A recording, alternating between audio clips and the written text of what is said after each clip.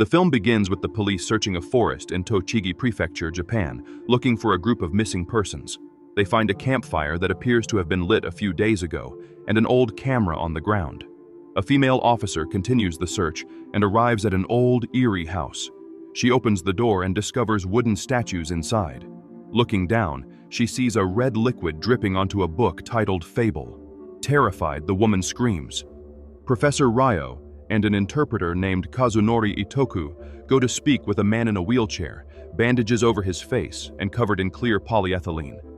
They start by asking his name, and without response, they ask if he understands what they are saying. He replies that he does. Then Kazunori informs Professor Ryo that he seems to be American. The man asks where he is, and they say he is safe in a facility that looks like a hospital. Then they ask if he knows what happened to him, and he replies that he does not. They say they are there to find out who he is. They play a tape on a laptop, and a girl named Kate appears making a video with a camera. She says she got a new camera and is ready to go to Japan. She continues stating that her boyfriend is flying in from San Francisco and wishes she were on his flight. But that's okay, because she needs to sleep on the plane. She worries about her friend because she doesn't know how he will react to the trip, mentioning that they have been friends since kindergarten, and besides the fact that he speaks a little Japanese. She adds that he needs the trip as a good omen because he had a breakdown this year due to the death of his brother in a horrific accident. She explains her reason for going to Japan, which is to do a thesis on religious studies, specifically how religion changes myth and vice versa, while also wanting to photograph obscure Shinto shrines and Buddhist temples in rural Japan. The video is paused, and the professor asks the man if he recognizes her. He, in turn, asks where they found the video, but the professor insists again on knowing his name. A flashback begins, taking us 5 days back to Tokyo, where Kate is in a taxi with Chris. She talks to her boyfriend James, saying they will arrive in 10 minutes. She ends the call with an "I love you" at the end and starts a conversation with Chris, recalling that they haven't seen each other in a long time and that she is glad to see him. Chris replies that he is too. They arrive at a hotel and see Kate's boyfriend waiting for her at the entrance. He greets her with a kiss and extends his hand to Chris. They are taken to their rooms and go out to explore the streets of Japan. Chris uses the camera to capture their moments, taking photos and videos of the outing, focusing mainly on Kate. Then, James, her boyfriend, notices this and talks to her about it. Back at the hotel, James tells Kate he doesn't like Chris, and she asks if he is jealous, to which he replies, no. But when he asks a question about how long they have been friends, she does not answer his question, and then Kate kisses him. The next day, they pack their bags and take a train for a trip. On the train, James asks Chris how he learned Japanese and how long he and Kate have been friends. Chris replies that he learned because he always wanted to come here. However, he cannot answer the second question. Kate takes off her headphones and questions what they are talking about, and Chris says they are talking about her. The scene shifts back to Professor Ryo and Kazunori with the injured man, suggesting that he could be Kate's boyfriend or Chris telling the story. The camera returns to the flashback as they arrive in a Japanese neighborhood. Kate is recording memories with Chris when he says he feels like a third wheel. Kate says it's just for one night. He agrees and continues unpacking. They go out for another stroll and visit an antique shop that sells Japanese artifacts. They try on different artifacts, and Kate finds the Book of Fables. She picks it up and opens it to find a picture of a beautiful temple. She calls Chris and asks if he can read what is written in it. Chris replies that it looks like a diary and mentions a trickster, a shapeshifter half woman and half fox. Kate asks if they can locate the place, and Chris asserts that they can. They head to the counter to buy the book, and the shopkeeper is shocked to see it. Immediately, she asks where they found it. Chris says he found it on the shelf, and she says that the book is not a good choice and is not for sale. Disappointed, Kate tells Chris to ask her how much she wants, and before Chris has a chance to speak, she tells them to leave as she is closing the store. Kate asks Chris what happened, but he doesn't know what they did. Her boyfriend James convinces them to leave, and they go away. That night, James suggests going to a club, but Kate refuses, claiming she has jet lag. He ends up going out with Chris, and at the club, he dances and kisses a random woman. Chris catches this and films it. Back to Professor Ryo and Kazunori. They ask the man if he knows who he is, stating that it's a good question. Attention then shifts to Chris, now outside the club, who goes back to the shop where they were earlier and sees the book of fables. He picks it up, smiling, thinking Kate will love it. A boy approaches from behind and asks how he can help him. Chris is startled and looks at him with a smile, asking if the boy works there. The boy says yes. And then Chris asks if there are any adults around, and the boy says he is one, mentioning that he is almost 9 years old. Chris agrees and says he would like to buy the book. Later, we see Chris leaving the store with it. He goes to a bar for a drink and encounters a man who tells him that the temple is very cursed and will make him sick.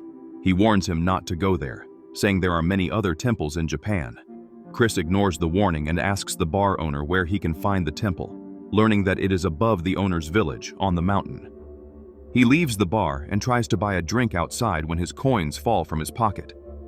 As he bends down to pick them up, a homeless woman appears next to him and bends down to pick up his coins as well.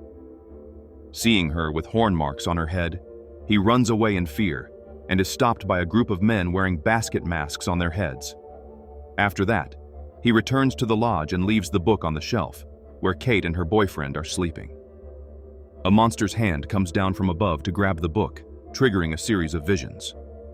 Chris wakes up in the morning, realizing it was all a dream, and upon opening his eyes, Kate is sitting in front of him and smiles as she reads the book he brought for her. She asks how he got it, and he says it's a long story. He tells her he can find the temple, and she smiles and they begin their journey. They arrive at a village and go to see a man who ignores them and begins to run from them. They go up a bit and greet a woman who, in turn, responds. They ask if there is an inn nearby where they can stay. The woman looks around to see if anyone is watching and points to a restaurant at the top of the hill, saying they can find a room there. An old man calls them and asks why they are in his village, and Chris says they came to see the temple, and the man says they can go alone. Then the man says that the place is called the Hitoshi Temple. He tells the story of a boy named Hitoshi who was named after the temple. As a child, Hitoshi visited the temple, where he had several visions. Then the old man says that the boy came down from the mountain holding his eyes in his hands. Kate asks what he means by that, but Chris says he doesn't know and thanks the man, beginning to leave as the others follow him. They arrive at the restaurant, and James knocks on the door. An elderly woman comes out, and they ask if she has a room available. She says yes, and asks them to come in, while Chris then finds an open door and sees a blind man, completely without eyes. The man looks at him, and Chris runs away in fear. Later that night, Kate and her boyfriend James tell Chris they are going for a walk, and she asks what he thinks of the place, and he says it's great. Alone at the lodge, the old woman comes with a blanket to give to Chris and invites him out for a drink, saying it's usually cold at night. While they drink together, Chris asks her about the temple. She replies that there is nothing to tell, other than the fact that after the quarry closed, no one visits the temple.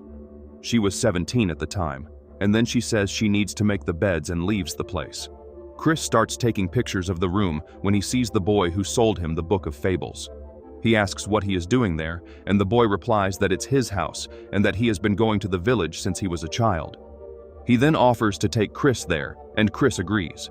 The grandmother then interrupts, mentioning it's time to sleep. On the way to sleep, Chris encounters Hitoshi outside and goes up to him to ask what happened to his eyes and inquire about the story of the temple.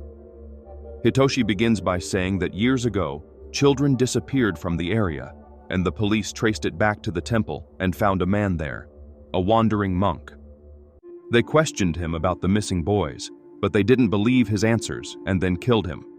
The boys were never found, and Hitoshi says that every year they light candles and pray for the children to return. Later that night, Kate and James are back and are being intimate.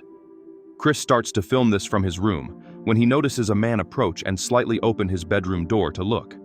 When the man discovers that Chris is not asleep, he runs away.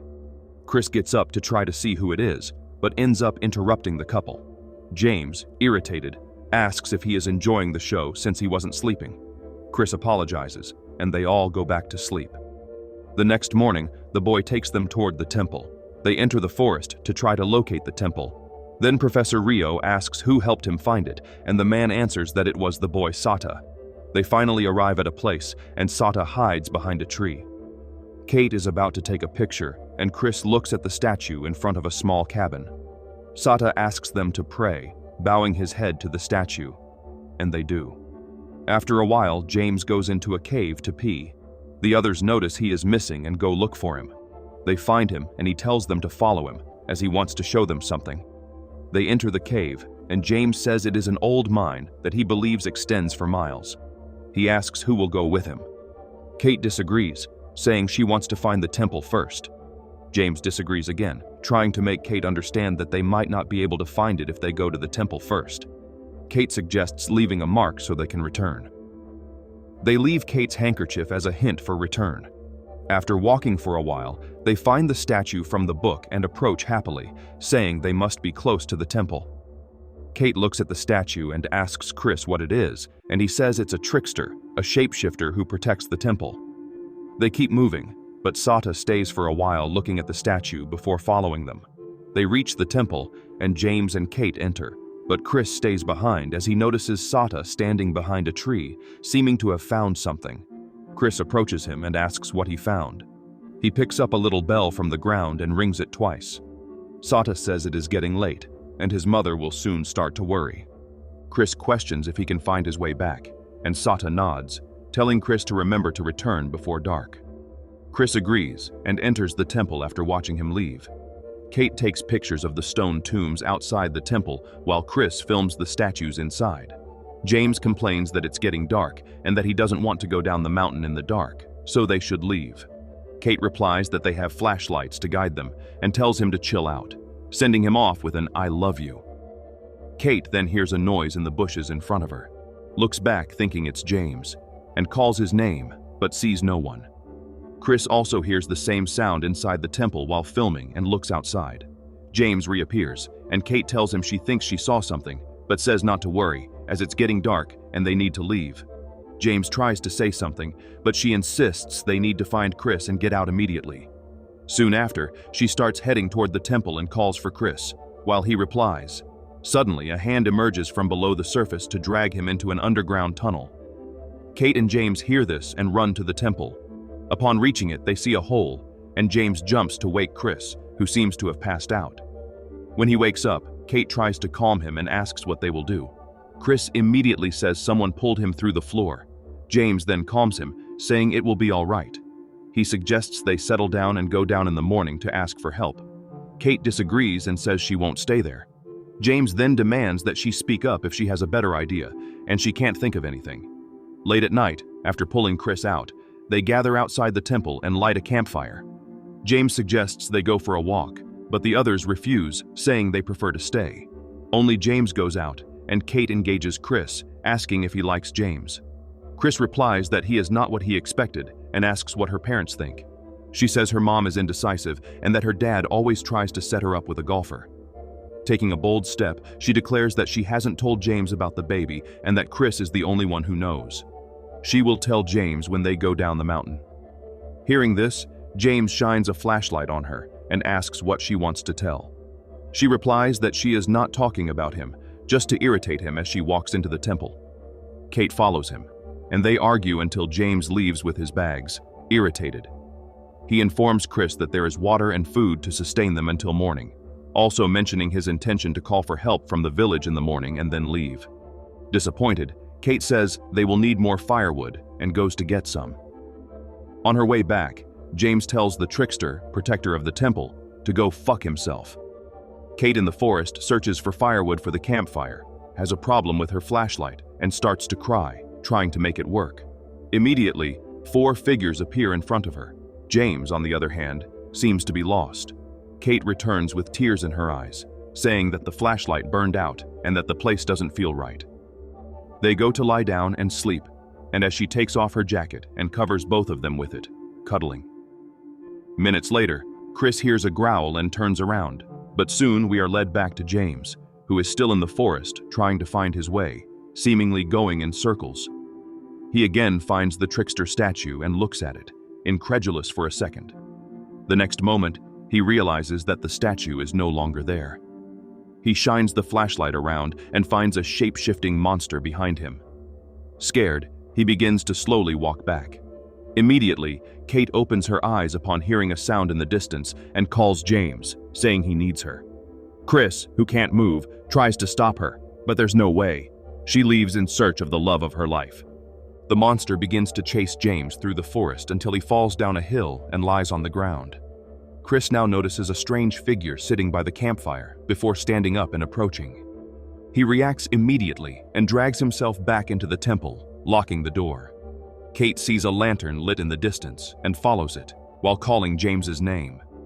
The monster, now having reached James, puts its hands over his body while James trembles in fear of being devoured. Kate again hears the sound of people crying and follows it to the cave that James found earlier. She moves deeper into the cave, shouting, hoping someone will respond. Chris, who is in the temple, notes that the hand that dragged him before resembled a human hand, which is now emerging from the hole he fell into. Leaning against the door, he sees 6 children emerging from the ground with completely lost looks.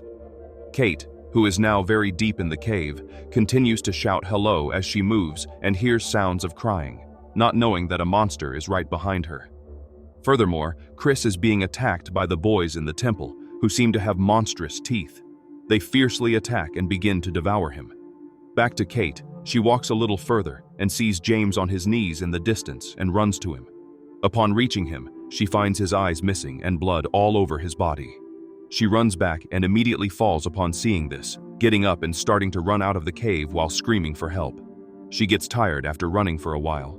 She reaches a dead end and screams for help, falling to her knees and crying. Chris is now screaming and crying inside the temple. The scene shifts back to the present, with Professor Rio, Kazunori, and the polyethylene man. They tell him that the reason he is there is that they are trying to find Kate and need him to tell them what happened to her, calling him Christopher. Chris then asks why Sata is in the hospital with them, and the professor asks who Sata is. Chris says he is the boy from the village who took them to the temple and asserts that he is in the hallway. They say there is no boy, and ask what happened to Kate. Chris begins to remember all the places where he encountered the boy, and the boy begins to disappear from his memories. Professor Rio asks where Kate is again, saying that they know he killed James, and that there is video evidence apparently supporting this. Chris does not respond until Professor Rio gets a call and states that he will not reveal anything. Chris spots Sata with his blind black eyes like the blind boys in the temple. Immediately in the room where Chris is, he reacts, stands up, stabs Kazunori in the neck, and runs away. The scene shifts to the restaurant around the temple where they slept, showing the grandmother lighting a candle and looking at a photo of 11 children, including Sata in the frame.